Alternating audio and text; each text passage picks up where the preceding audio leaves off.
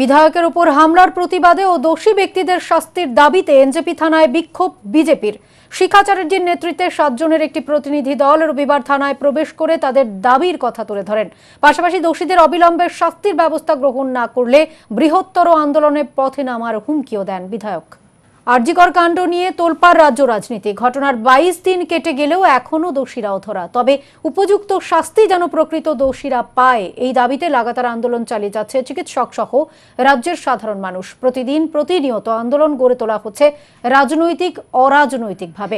গত 27 আগস্ট আরজিকর কাণ্ডের প্রতিবাদে নবান্ন অভিযানে সামিল হয় ছাত্র সমাজ। সেই অভিযান ঘিরে ধুন্ধুমার কাণ্ড বাঁধে পুলিশ এবং আন্দোলনকারীদের মধ্যে। ছাত্রদের উপর পুলিশি হামলার প্রতিবাদে 28 আগস্ট 12 ঘন্টার বন্ধের ডাক দেয় বিজেপি। বন্ধকে সার্থক করতে পথে নামে বিজেপি কর্মীরা। শিলিগুড়িতেও বন্ধের সমর্থনে পথে নেমেছিলেন ডাবগ্রাম ফুলবাড়ির বিধায়ক শিখা চ্যাটার্জি। এনজেপি থানায় বন্ধ প্রচারে গেলে সেখানেই পুলিশের সামনে তৃণমূল কর্মীদের দ্বারা আক্রান্ত হন শিখা চ্যাটার্জি। আক্রান্ত হন উপস্থিত জলপাইগুড়ির এমপি ডাক্তার জয়ন্ত রায়। তার গাড়ির ওপরও হামলা চালায় তৃণমূল কর্মীরা। এমন ঘটনার পরও দোষীরা অধরা। তারই প্রতিবাদে রবিবার এনজেপি থানা ঘেরাও কর্মসূচি গ্রহণ করে বিজেপির 6 নম্বর মণ্ডল কমিটি। বিধায়ক শিখা চ্যাটার্জির উপস্থিতিতে এই কর্মসূচি গ্রহণ করা হয়। অন্যদিকে পুলিশের পক্ষ থেকে বিশাল পুলিশি ব্যারিকেড গড়ে তোলা হয়। আন্দোলনকারীরা থানায় প্রবেশ করতে গেলে পুলিশি বাধার মুখে পড়তে হয় তাদের। পরবর্তীতে শিখা চ্যাটার্জি সহ 7 জনের একটি প্রতিনিধি দল এনজেপি থানায় প্রবেশ করে থানার আধিকারিকদের তাদের দাবির কথা তুলে ধরেন। বিধায়ক জানান, পুলিশের সামনে সমস্ত ঘটনা ঘটলেও আজও দোষীরা অধরা। শুধুমাত্র শাসক দলের ছত্রছায়ার জন্যই পুলিশ তাদের গ্রেপ্তার করতে পারেনি বলেই ক্ষোভ উগরে দেন তিনি আরো জানান, দুদিনের মধ্যে দোষীদের শাস্তির ব্যবস্থা গ্রহণ করা না হলে আগামীতে বৃহত্তর আন্দোলনের পথে হাঁটবেন তারা।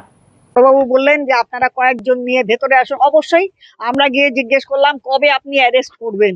উনি বলছেন আমি দেখছি যে করবো। প্রথমে আমাকে বললেন যে আপনারা কই ইনজুরি রিপোর্ট দিননি। আমি যে আমার কথাটা, তাহলে আমি যে এফআইআরটা করলাম জনপ্রতিনিধি হিসেবে, তার সঙ্গে ফটো দেয়া হলো, সমস্ত ফটো রয়েছে, ফ্লেক্সে পর্যন্ত ফটো রয়েছে, সব জায়গায় ফটো আছে, এবং আমার এমপি কে পর্যন্ত হ্যাকেল করা হয়েছে ওখানে। সমস্ত যে কজন ছিল কর্মী প্রত্যেকে মার খেলো। তাহলে এখানে এভিডেন্সের কি ব্যাপার আছে? আমি তো দায়িত্ব নিয়ে নাম ধরে এফআইআর করছি।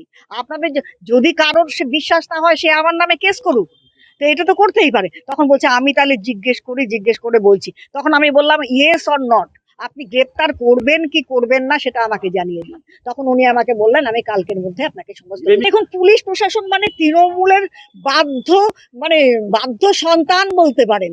তৃণমূলের চটি চাটা পুলিশ, এতে নতুন কিছু নেই। কিন্তু হ্যাঁ, দেখি কালকে কি করে।